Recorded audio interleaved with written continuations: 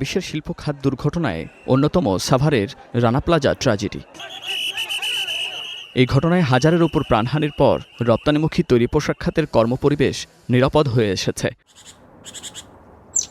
ওই ট্র্যাজেডির পর ইউরোপ আমেরিকার ব্র্যান্ড জোট অ্যাকর্ড অ্যালায়েন্সের চাপে গেল ১৩ বছরে দেশে প্রায় ৯০% বেশি পোশাক কারখানা নিরাপত্তার আন্তর্জাতিক মানদণ্ড পূরণ করেছে। বিশ্বের শীর্ষ ১০০ পরিবেশবান্ধব কারখানার ৫২টি এখন বাংলাদেশে। সংশোধন হয়েছে শ্রম আইনও। অ্যাকর্ড অ্যালায়েন্স বিদায় নেওয়ার পর গঠিত আরএমজি সাস্টেইনেবিলিটি কাউন্সিল আরএসসি নিরাপদ কর্মপরিবেশ তদারকি করছে। প্রতিষ্ঠানটির কার্যক্রম শুধু পোশাক খাতে সীমাবদ্ধ না রেখে অন্যান্য শিল্পে সম্প্রসারণের পরামর্শ বিজিএমইএর। কিছু ফ্যাক্টরি আছে যাদের ইনফ্রাস্ট্রাকচার হলো পুয়ার, সেইখানে কিছু চ্যালেঞ্জ আছে। বাংলাদেশে তো খালি পোশাক শিল্প না, পোশাক শিল্পের বাইরে আরও শিল্প আছে। সেই শিল্পগুলোতে এই ইনিশিয়েটিভগুলো নেওয়া হয়েছে কিনা বা এটা দেখভাল করার দায়িত্ব তো আপনার হলো বিভিন্ন ডিপার্টমেন্টের, তারা এটা সঠিকভাবে করছে কিনা এবং করলেও সেটা সায়েন্টিফিক ওয়েতে হচ্ছে কিনা সেটা নিয়ে কিছু প্রশ্ন আছে। তবে পুরো চিত্রে কিছুটা ছেদও আছে। বড় কারখানাগুলো নিরাপদ হলেও সাবকন্ট্রাক্টে থাকা কারখানাগুলো এখনও পুরোপুরি নজরদারির বাইরে। তবে বড় কারখানা মালিকরা নিরাপদ কর্মপরিবেশ নিশ্চিত করতে যে বিনিয়োগ করেছেন তার বিপরীতে চান সরকারের সহযোগিতা।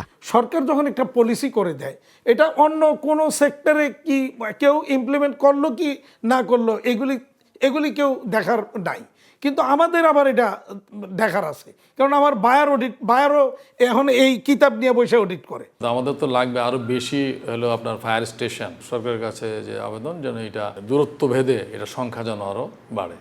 বিশেষজ্ঞরা বলছেন বড় বিপর্যয় কমলেও আগুন, বিস্ফোরণ ও বয়লার দুর্ঘটনা এখনও শিল্প খাতের নিয়মিত ঘটনা। রানা প্লাজার আগের 10 বছরে যত দুর্ঘটনা ঘটেছে তার চেয়ে বেশি দুর্ঘটনা ঘটেছে আপনার পরের 10 বছরে। হ্যাঁ, এখানে বলতে পারি যে আমরা গার্মেন্টস শিল্পে দুর্ঘটনা কম ঘটেছে।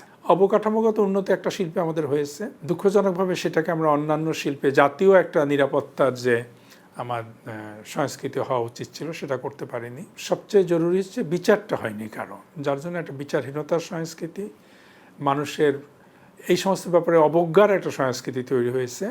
ফলে আমরা 13 বছরে আজকে দেখতে পাচ্ছি যে এই ধরনের একই ধরনের ঘটনা ঘটতেছে।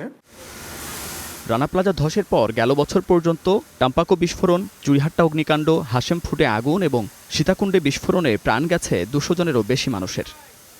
রানা প্লাজা ধসের পর বড় পরিবর্তন এসেছে তৈরি পোশাক শিল্পে। পরিদর্শন, সংস্কার আর তদারকিতে রপ্তানিমুখী কারখানাগুলো এখন অনেক নিরাপদ।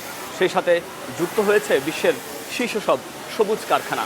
তবে সাবকন্ট্রাক্টিং ইউনিট সহ অন্য সকল খাতে একই মান নিশ্চিত করা না গেলে পুরোপুরি ঝুঁকি কাটবে না বলে মত সংশ্লিষ্টদের। Munnaf Rashid, star news, Dhaka.